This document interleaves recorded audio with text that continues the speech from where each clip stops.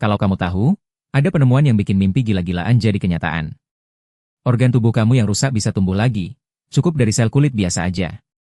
Tidak perlu risiko tinggi transplantasi, tidak perlu tunggu donor organ bertahun-tahun. Cukup ambil sedikit sel dari kulit kamu sendiri, tunggu beberapa waktu, dan organ baru sudah siap untuk ditanam balik.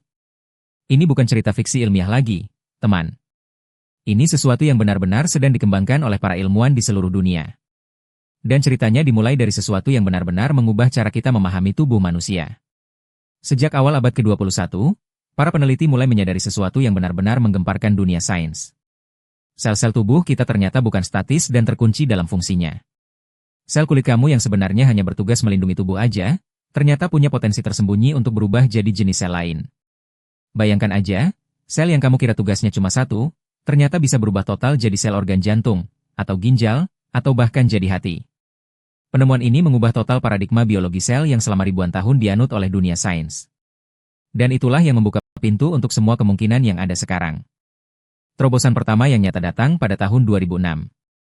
Saat itu, ilmuwan Jepang bernama Shinya Yamanaka berhasil mengubah sel kulit dewasa menjadi sel punca pluripoten buatan. Sel ini kemudian dikenal dengan istilah IPS, atau Induced Pluripotent Stem Cells. Ini adalah penemuan revolusioner yang sebenarnya membuat Yamanaka memenangkan hadiah Nobel Fisiologi atau Kedokteran pada tahun 2012. Dan tahu nggak, metode Yamanaka itu sebenarnya cukup elegan. Dia menggunakan hanya 4 faktor genetik khusus yang berfungsi seperti tombol pengatur ulang. Tombol-tombol itu mengembalikan sel kulit dewasa ke tahap primitifnya, ke kondisi awal sebelum sel itu menghususkan diri. Itulah kunci pertama yang membuka semua kemungkinan setelahnya. Tapi cerita belum selesai di sini. Pada tahun 2013, peneliti dari Massachusetts Institute of Technology atau MIT, mereka melangkah lebih jauh. Mereka tidak hanya mengubah sel kulit menjadi sel punca aja, tetapi juga mampu mengarahkan sel-sel tersebut untuk menjadi jenis organ spesifik yang mereka inginkan.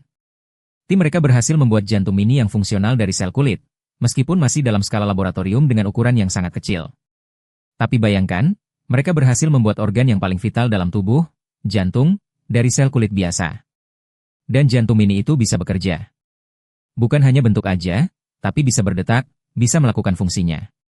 Ini adalah langkah yang benar-benar mengubah permainan dalam dunia regenerasi organ. Tahun 2019 menjadi titik balik penting lainnya. Sekelompok peneliti dari Universitas Oxford melaporkan keberhasilan mereka dalam membentuk usus mini yang benar-benar berhasil melakukan proses pencernaan sederhana. Organ mini ini dibangun dari sel kulit yang telah direprogramasi, dan yang paling penting, bisa merespon rangsangan hormonal layaknya usus asli. Ini bukan hanya menunjukkan bahwa kita bisa membuat bentuk organ, tapi kita bisa membuat organ yang punya intelijensi biologis, yang bisa merespons lingkungannya dengan benar. Penemuan ini sebenarnya membuktikan bahwa regenerasi organ bukan hanya menghasilkan struktur fisik aja, tetapi juga fungsi biologis yang benar-benar kompleks. Artinya, organ buatan dari sel kulit kamu bisa berperilaku seperti organ asli, bahkan dalam hal respons biologis. Ini adalah terobosan yang membuat para ilmuwan semakin yakin bahwa masa depan terapi berbasis organ regenerasi sudah di depan mata. Menjelang tahun 2023 dan 2024, teknologi organoid atau mini organ semakin canggih banget. Peneliti dari berbagai institusi ternama seperti Stanford dan Cambridge University berhasil menciptakan ginjal mini yang benar-benar mampu menyaring limbah dan menghasilkan urin. Urin, teman. Ini bukan hanya bentuk ginjal, tapi fungsi ginjal yang sebenarnya. Mereka juga berhasil mengembangkan hati mini yang dapat memetabolisme obat-obatan seperti hati asli. Jadi organ mini ini bukan sekadar hiasan atau model, tetapi organ yang berfungsi dengan kompleksitas tinggi. Pencapaian ini menunjukkan bahwa tidak semua organ memiliki tingkat kesulitan yang sama dalam proses regenerasi. Ginjal dan hati ternyata bisa dibuat lebih mudah daripada organ lain. Dan itu artinya, ada roadmap yang jelas untuk organ-organ lainnya juga. Nah, ini dia fakta yang paling mengejutkan. Teknologi regenerasi organ ini ternyata tidak memerlukan teknologi yang luar biasa mahal seperti yang banyak orang bayangkan. Memang laboratorium berkualitas tinggi diperlukan, itu benar.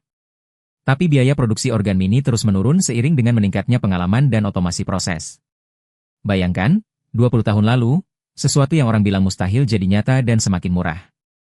Beberapa peneliti bahkan memprediksi bahwa dalam 5 hingga 10 tahun ke depan, uji klinis pada manusia sudah bisa dimulai dengan biaya yang jauh lebih terjangkau.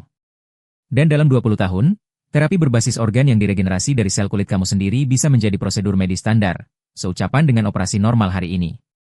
Ini artinya, jutaan orang yang tadinya tidak punya harapan, akan punya akses ke terapi ini. Tapi sebelum kita rayakan kemenangan, ada satu hal yang perlu kita pahami.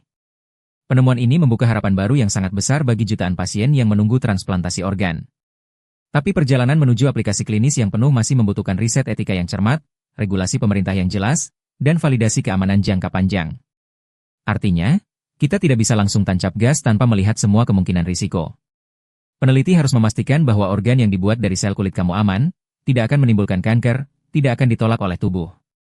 Walaupun begitu, satu hal pasti dan gak bisa diragukan lagi. Dunia kedokteran sedang memasuki era baru di mana tubuh kita sendiri menjadi pabrik penyembuh yang paling efisien. Bukan lagi tergantung pada donor, bukan lagi tergantung pada orang lain. Tetapi tergantung pada kemampuan tubuh kita sendiri untuk regenerasi dan penyembuhan. Nah, itu tadi perjalanan menakjubkan dari sel kulit biasa menjadi organ yang bisa menyelamatkan nyawa. Terima kasih banyak sudah nonton video ini sampai habis. Saya tahu ada banyak konten yang bisa kamu tonton, tapi kamu pilih nonton yang ini. Itu benar-benar berarti buat saya. Kalau kamu tertarik dengan topik sains dan penemuan-penemuan baru seperti ini, jangan lupa untuk like video ini, tinggalkan komentar, dan paling penting, subscribe ke channel ini agar kamu gak ketinggalan video-video sains edukasi lainnya. Komentar kamu sangat penting untuk saya. Cerita taman apa yang ingin kamu pelajari selanjutnya. Terima kasih lagi, dan sampai jumpa di video selanjutnya.